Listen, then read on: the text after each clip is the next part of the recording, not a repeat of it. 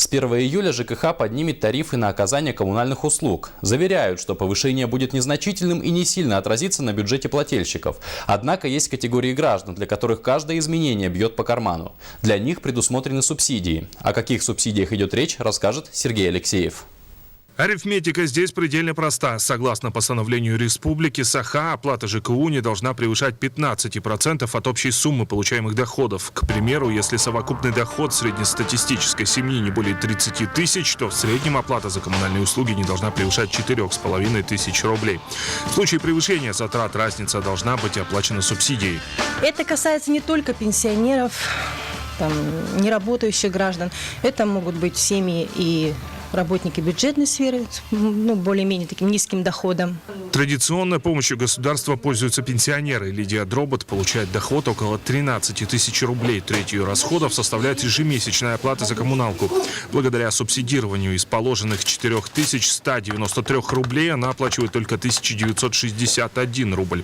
Для получения необходимой помощи ей всего лишь надо 2 раза в год приходить на переаттестацию в агентство субсидий. Город Якутск, фамилия, имя, отчество, адрес, контактный телефон обязательно. Порядок получения субсидий определяется законом Российской Федерации, а нормируется она субъектами страны. У нас в республике это 15%. Но у многодетных семей есть возможность совсем не платить за ЖКУ. Опять обратимся к примерам. Семья из 9 человек, 6 из которых дети, с совокупным доходом 45 тысяч рублей и обязанная выплачивать коммунальные услуги ежемесячно около 15 тысяч, в итоге не тратит ни копейки, благодаря программе субсидирования. Для одиноко отдельно проживающих пенсионеров и многодетных семей с 5 и более детьми установлена своя шкала от 0 до 15. То есть эта категория наиболее защищена. Многодетные семьи бывает у нас и такое, что вообще могут не оплачивать за квартиру. Полностью государство возмещает. Бытует мнение, что получить субсидию очень сложно, и для этого требуется уйма документов. Но еще с 2012 года, благодаря межведомственному соглашению об электронном взаимодействии, процедура была существенно упрощена.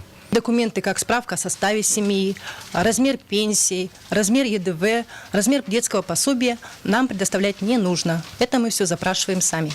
Нужно подойти с паспортом и для работающих доходы за 6 месяцев, а также все квитанции об оплате, чтобы мы могли рассчитать, какие расходы внесет та или иная семья. Субсидирование направлено на социальную защиту всех без исключения категорий граждан. Сейчас очень просто пересчитать доход семьи и оформить необходимую помощь. Сергей Алексеев, Василий Слепцов. Новости столицы.